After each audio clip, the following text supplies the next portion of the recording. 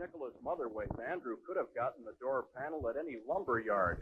Motherwaite was backed up, at least in part, by a police crime lab. Couldn't be sure the panels were one and the same. Through the living room has two holes in it. This one I'm pointing to right here, 10 inches from the edge, and this one down here, 12 inches. This one I referred to being 25 from the top, and the second one 36 from the top. Now, as you open this, there's also, of course, a knob door in this one. As you open this door, there's blood behind the door. The top hole shows that the bullet was incoming. They fired through the door and hit the brother through the door. The brother fell. Yes, most of the blood is dried up, but you can see a little bit of it there and a little bit of it on the floor. The brother was shot 4 or 5 times, so after they came through the door, they shot him again to make sure he was dead. Mr. Montgomery, Dr. Constantino testified today that Mark Clark could not have struggled after receiving that shot through the heart. Now, in your mind, does this contradict the testimony of Officer Davis, who described a struggle? Yes, it seems to me that was a very startling thing. We also learned that the bullet, which was in fact recovered from Mr. Hampton's body, was a bullet fired out of a carbine by Officer Davis. So that indicates also that Officer Davis may well have walked into that back bedroom, contrary to his testimony, and fired a shot into the body of Fred Hampton at one point in time or other.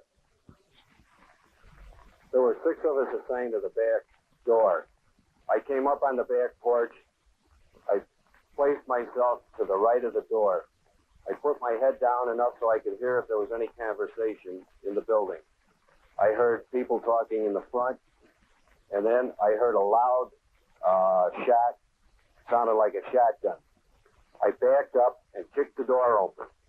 I started in, and before I could get past the threshold, there were 3 shots fired from the rear bedroom. They were directed directly at the back door as I was coming in. I backed out again. Only by the grace of God was one of our, or 2 of our police officers prevented from being killed when they were fired upon as soon as they announced their office and knocking on the door. On December 11, 1969, the Chicago Tribune carried a story that it characterized as an exclusive version from the state's attorney's office. Why was the disclosure made in the Chicago Tribune? Because that newspaper, the Chicago Tribune, in my opinion, gave a very balanced, fair report of the events that occurred. It has nothing to do with the class of people or the type of people that buy the Tribune as opposed to other papers in the city. Does anybody have a sensible question? Included in the exclusive was a photo carefully circled to show bullet holes supposed to be in the back door. The account that we made public yesterday gives a detailed explanation of what happened in that apartment. I stand wholeheartedly behind it as absolutely accurate. There is one inconsistency in, well, for example... I do not intend to quibble about that account. You intend to get at the truth? The account that we gave of the events is the truth. One of the 4 pictures you gave the Tribune had 2 bullet holes on the right side of what was supposed to be the rear door. Henry had his lies before, and he's going to lie again. That hole that he's blown up in the papers is a hole of a nail. A close-up of a nail head. Plus a little bit of the door hatch. Plus the door hatch.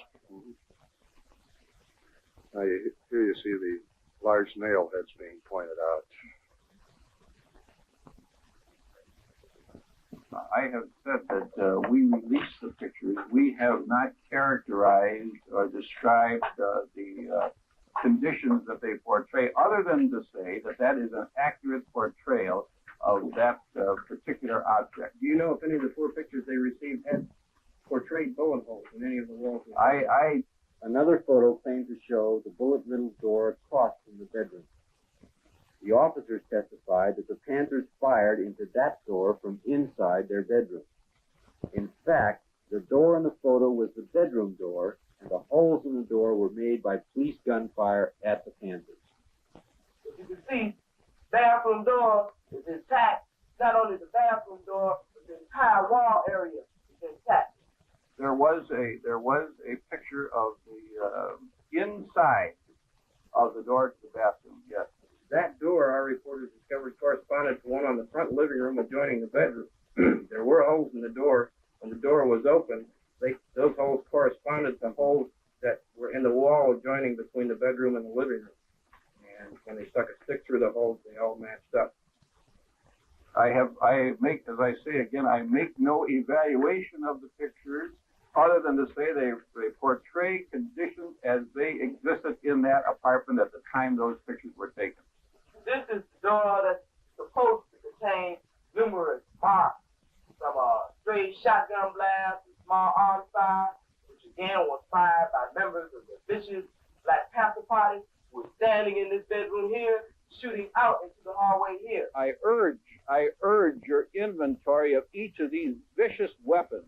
This attack by the Black Panthers on the police, plus the weapons which were recovered at the depot where they were storing them, clearly demonstrates the true character of the Black Panther Party. Nobody, I've never denied that there was no weapons there. As a matter of fact, he would be a fool if he didn't have a weapon there, knowing the ferociousness of the pigs, how they just jump out of the cars and shoot you down, how they knock on your door and blow 19-year-old sister's head off with shotguns, how they kill two brothers in 1 week.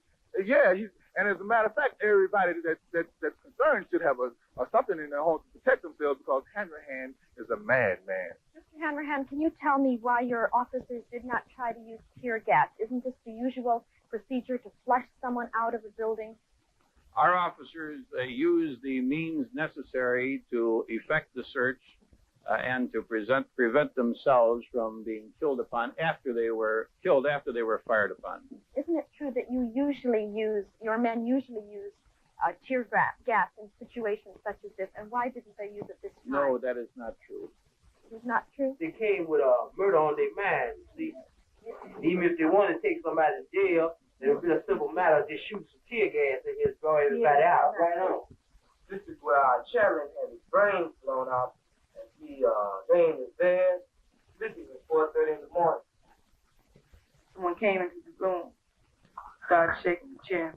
Said, Chairman, wake up, pigs are rapping. And I saw bullets coming from, it looked like the front of the apartment, from the kitchen area. They were pigs to shoot. And about this time, I jumped on top of the chair. He looked up. Looked like all the pigs converged at the entranceway to the bedroom area, back bedroom area. Mattress is just going. You could feel the bullets going into it. I just knew he was dead, everybody in there. When he looked up, he didn't say a word. He didn't move. Except for moving his head up. He laid his head back down to the side like that. He never said a word. He never got up off the bed. The person who was in the room, they kept hollering out, stop shooting, stop shooting.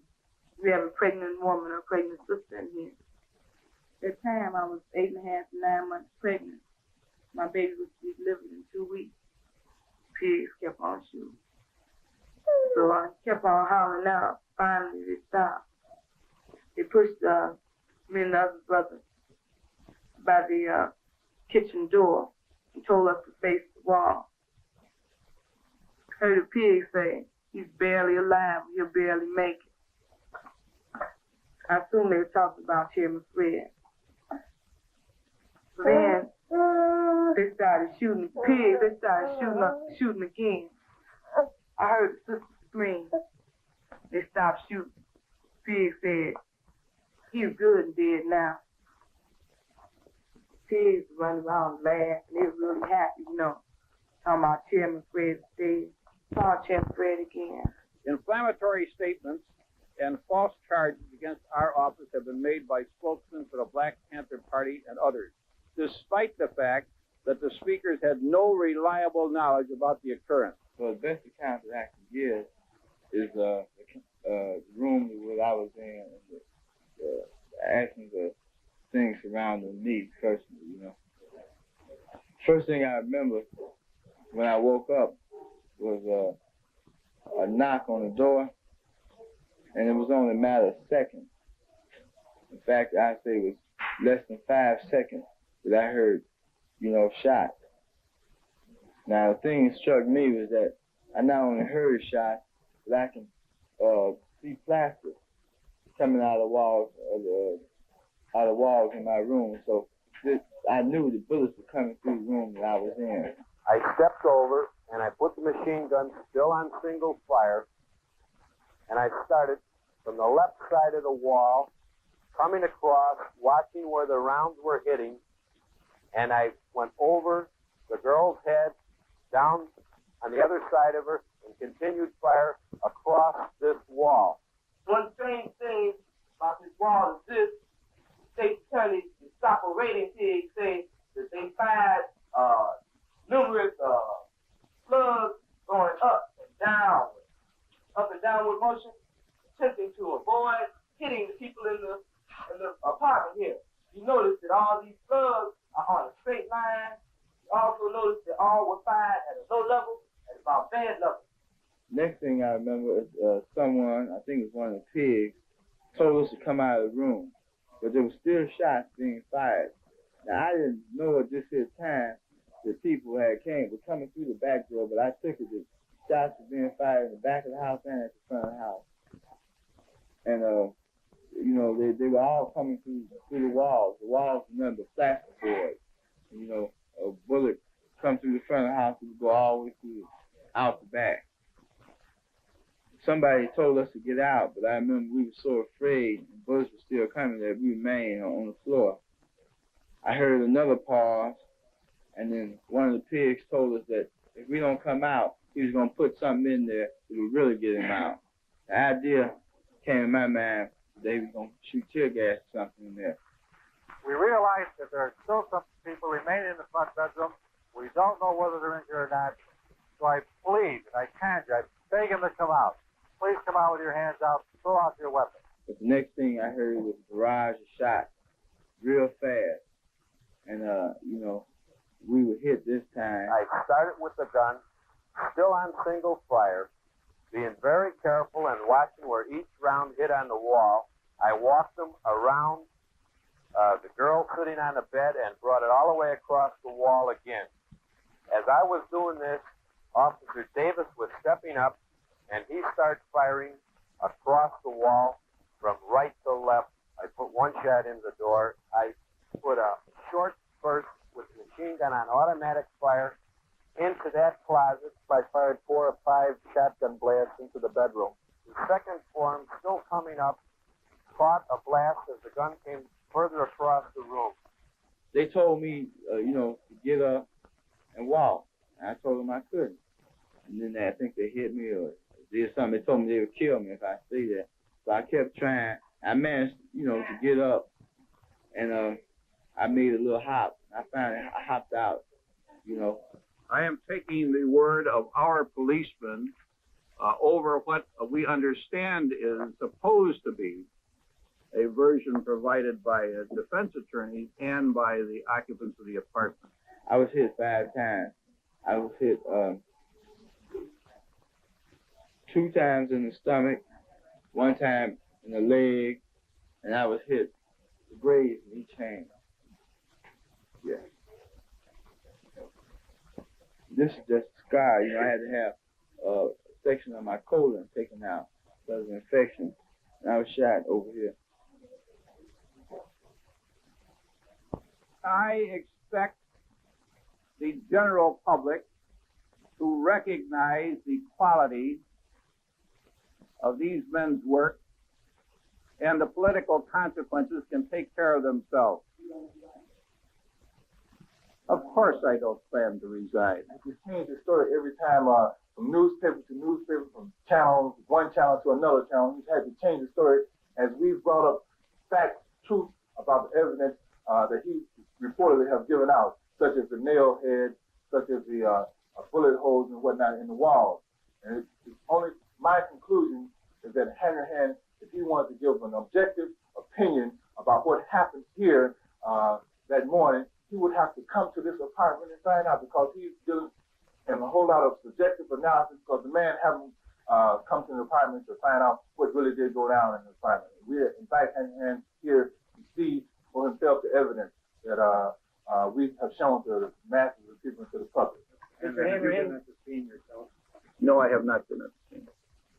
Based on available evidence, namely the physical condition of the home and its contents, the physical condition of the remains of Fred Hampton, the search warrant was merely a subterfuge, and the mission of the police was to murder and maim.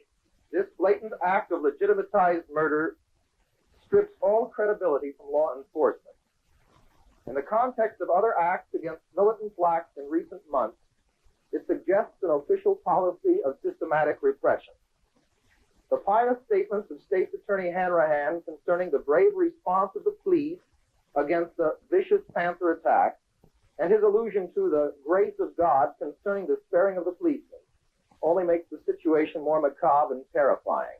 As an individual, are you convinced that the official version is a lie, that it is a case of murder? Personally, I am. Anyone who went through that apartment and examined the evidence that was remaining there could come to only one conclusion, and that is that Fred Hampton, 21 years old and a member of a militant, well-known militant group, was murdered in his bed, probably as he lay asleep. It seems very clear to us that he was assassinated.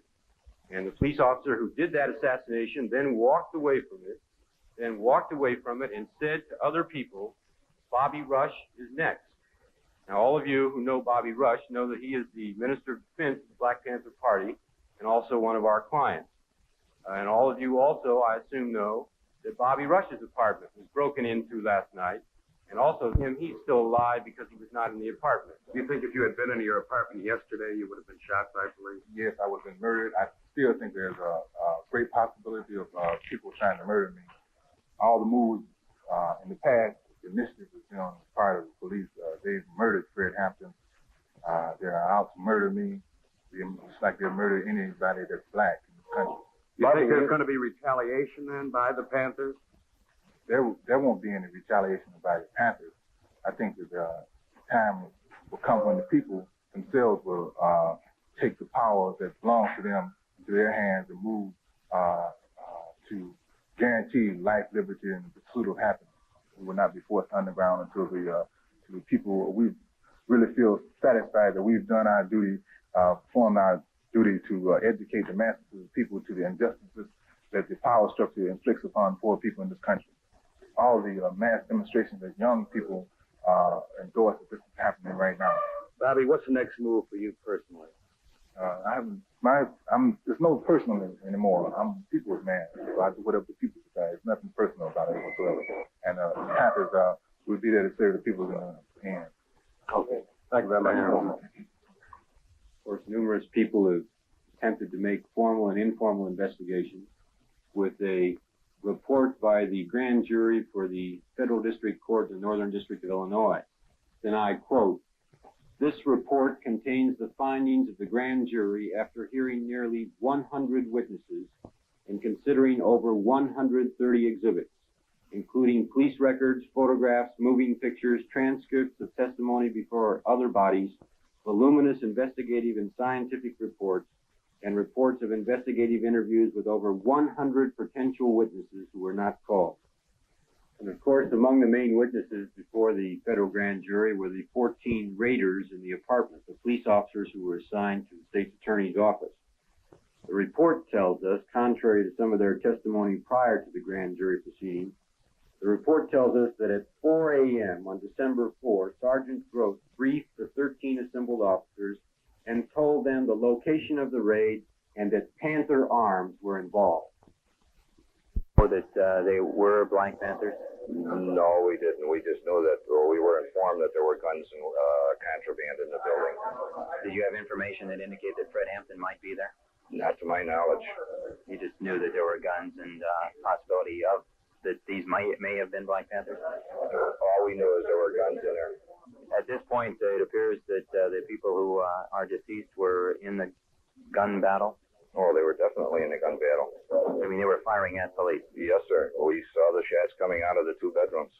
Sergeant Groth, of course, from the beginning claimed, along with his fellow officers, that a shot had been fired by a young Panther woman in the far corner of the living room door as the officers entered the door. The report, however, explains the impossibility of this account given by the officers. Reading again now from the report from page 181, it says, Groth, Davis, Jones, and Gorman, those are all officers, all insist that a shot was fired by Brenda Harris at them as they came in the door. None of them could explain what had become of this shot, and it is not possible to draw a line from the southeast corner of the living room, where Harris was said by Davis and Groth to be on the bed holding the gun, out through the living room door, the entrance hall door, and the outside door. There are no holes in the west wall of the apartment. Officer Carmody, when you knocked on the door, what happened? Well, I didn't actually knock. I heard our officers at the front announce their office and shots fired.